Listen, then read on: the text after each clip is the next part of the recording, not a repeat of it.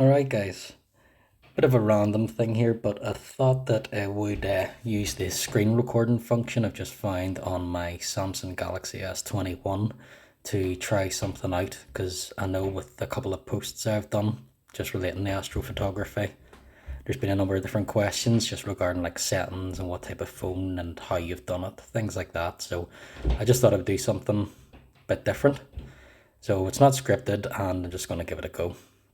So you can see on my screen I'm currently in the standard camera mode. So for example, with Orion then, one of the things I've been shooting a lot recently, instead of using this photo mode, obviously everything's black because I've got my phone laid down on its back, I will go across to more. So hopefully quite a few of the newer smartphones will have something very similar to this as well. I'm not overly knowledgeable with iPhones and the like, but I believe there's a nightcap application that's in use to help use these types of settings. So anyway, I would go to more and hit Pro for whenever I'm shooting the Orion Nebula. So there's a number of different settings you can see along here at the bottom. I have three cameras on the back of this phone that are kind of off to the side of the right hand side of the back of the phone. So I used to use a cheap adapter that I got, like a phone adapter from Amazon for about £15, which was grand for my Galaxy S9 I had before, because the camera was just one individual one on the center of the back, whereas it's a lot more awkward with these three cameras to the right hand side. So I actually purchased one of the Celestron 3-axis phone adapters, and I'd highly recommend to get one of them, just because you can do it 3 axes, so you can move it up or down, far or close to your eyepiece, and left and right as well. So it makes it so much easier as well, especially with these three cameras. If you're jumping between different cameras for wide angle, standard, or I think the other one is more for like your 64 megapixels. But anyway, so moving on to this here. So you can see your different settings. So here is your ISO. The higher it goes up, the more noise your image is going to produce. But that ISO, the higher it is also very, very handy for shooting things such as the Orion. Shutter speed then. This one goes up to 30, and I can go right down to less than milliseconds. Manual focus. So if I'm shooting the moon, for example, I would usually use just my standard photo mode or night mode. However, I experience some issues with being able to focus in on things whenever I'm, such as the nebula, trying to get those stars perfectly round. The autofocus just doesn't work. So instead, in this pro mode, I will use the manual focus.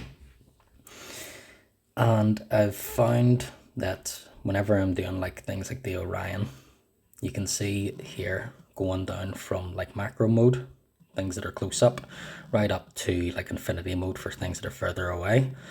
So you'd think it would be right up here, but because of how the phone is against the eyepiece, I have found that anywhere within this, if you think of this as quarters, first quarter, second quarter, third quarter, in this second quarter here, so roughly anywhere from about here up to here, I've found is the best to try and find. There's a sweet spot in there as well, depending on what you're shooting, between that second quarter there, where you can get the focus pretty much just bang on for your stars. You've also got this, which changes like the amount of red or blue that comes in. So the higher this number is, the redder your images will appear, and the lesser it is, then the bluer it appears. And then you've got options here as well, which I haven't really used too much, to be honest. But you can change contrast, highlights, shadows, all things, to be honest, you can do in like your post-production of it. So for the Orion then, what I can do is I will set this. So there's an image I'm going to show on the Lightroom just for editing. and it's how I captured it. So going off the top of my head, I captured this at 1600 ISO, and then I had this up at, I believe it was 8 seconds, between 8 and 10 seconds I had this up. Manual focus was, say, roughly about here. And this, I just always leave it auto, just because I think the camera itself finds the best way to kind of have those nice mix of red and blue lights that come through from that Orion. And one very important setting then before you take your picture, click on your settings cog. Now hopefully this is similar for different phones, and then it's this format and advanced option. So if I click on it, then I make sure that this option here that says raw copies, I make sure I have that selected. So anything that I take in pro mode is going to save 2 copies of your image, one of a JPEG and one in RAW. So what I work with, and what is highly suggested for people to work with, is the RAW version of your file. Normally whenever you've got a RAW version, like I said before with the ISO, the higher it is, the more noise that it introduces in your image. A JPEG, when anytime you take a picture, it automatically, your phone kind of processes it a bit and lessens the noise. So you will notice whenever the RAW versions of your photographs will have quite a bit more noise than your JPEG versions. However, you'll also notice there's more detail and much more kind of vibrant colors that come through, and that's what you're looking for. Because what I'm going to move on to now is one of the main apps that I've started using for editing, which is called Lightroom, and you can use noise reduction then to eliminate most of that noise. So we've jumped into Adobe Lightroom then, and this is my main editing tool now. I've used a couple of different ones in the past, but this is now my go-to once I started using it. So you can see a number of different images that I've got here, most of them recent, and it's just me having to play about with them. So we'll click into this one, which is the image that I've been talking about. And this is one that was shot using no settings, the ISO 1600 and 8 seconds. And I managed, because I believe it was a 40mm eyepiece I was using, with just a wee bit of light manual tracking, I managed to get those nice round stars on it, as well as capturing plenty of detail. So this is what it looks like after I've edited it. And if I hold down my finger, that's what it looks like before. So that's the handy thing with Lightroom, is if you hold your finger down on the screen, you can see the before. So that's how the raw image looks. You can see it's quite yellowy because of, I'm not too sure what border level I'm on with light pollution. But you can see here, obviously from, I can only assume that that is the lampposts outside, that real yellow haze. But you can also see quite a lot of detail on the colours there that have come through. So from all that editing then, if I take my finger off, then you can see quite a bit of a difference in it then. Bringing out those colours, maintaining that detail, even bringing a bit more detail out in it as well. So I'm going to go to the main ones that I've used. So down along the bottom here, you've got all your different options. I haven't used too much of those first few, bar crop, which is hopefully pretty straightforward in how you use it then, just to crop your image or rotate it. So if I go to this one, light, you can see then my settings here. So exposure, it's just a tiny bit off at 0.34 from the center line. Contrast is up at 48. Highlights are up. Shadows I've put down a bit. Whites as well. The main reason I put the whites down is the center of the Orion, whenever you take it, can just appear as a white blob of light. So putting those, reducing that white right down, can help reveal that kind of main middle star it appears as, without losing too much detail around it. The blacks I put down a wee bit as well. So all this here is, as it says up near the top there of this settings, is light. And just playing around with this here, it'll help draw out then the shadows and the highlights, whites, blacks, etc., as it says. So those are the settings I've used here. Moving on into this one. So where that white point ends is originally where my image was, and I've moved it across, so you can see to the left to where it says temp, just to the right of it, it's 3312. So I've moved that down, and the reason I've done that is to bring out more blues in it. So I've just reduced that a bit down from that original white point. Then in tint as well, I've reduced that down a wee bit as well. And that's helped to take away a lot of that yellow hue as well from it and give it more of a kind of natural sky looking. I've put the vibrance up a bit, and that's to bring out then those reds and the blues and everything without artificially doing anything too much to it. Sorry if those notifications are coming up. Then you've got your texture. So this next one here, this is all to do with bringing out that detail then. And it's almost like adding like artificial just detail to it. So texture, put it up, and it'll just make it, it'll like sharpen it for you. Clarity is another good one because it doesn't just sharpen the stars, and it also, you can see like the gas nebula around it.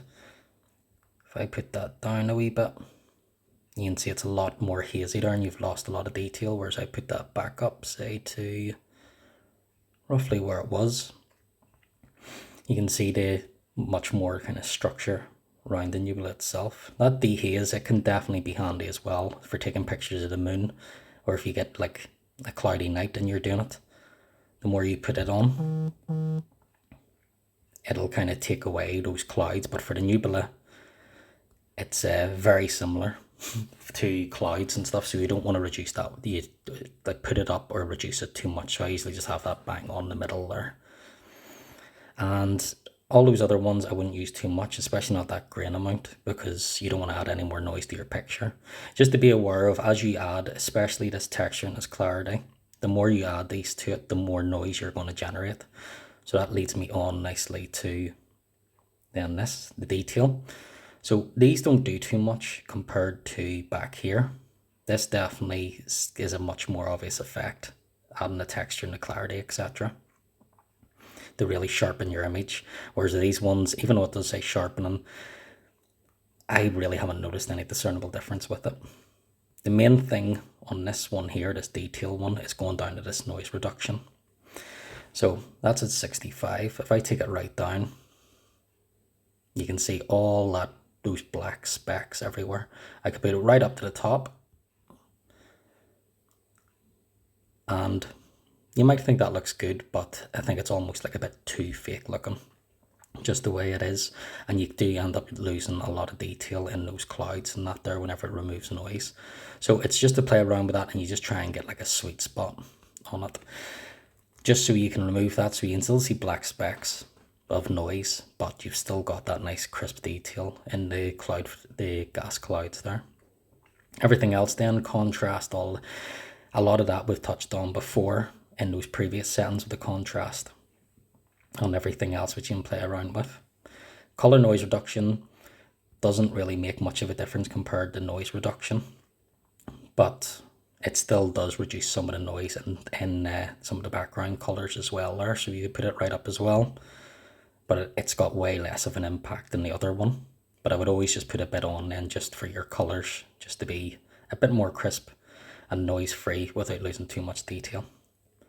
And then lastly, I would always put this on.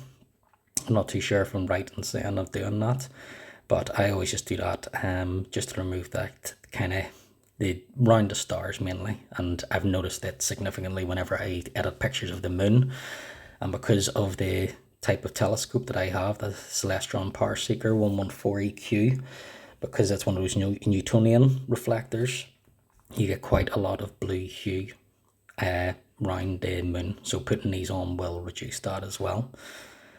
And once you've you can play around with other settings, you can keep on going there. There's a number of other settings, but those are the main ones that I use. And as you can see, holding it down before and after, it's made quite a bit of difference.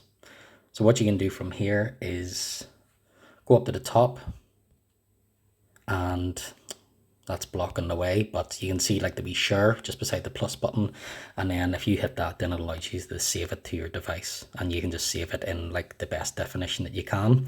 And from there, whether it's a case of you want to put it in the Photoshop Express, which you can also download in the Play Store, and do some more edits to it, or just call it a day and think that that should be grand and get posted on the Facebook.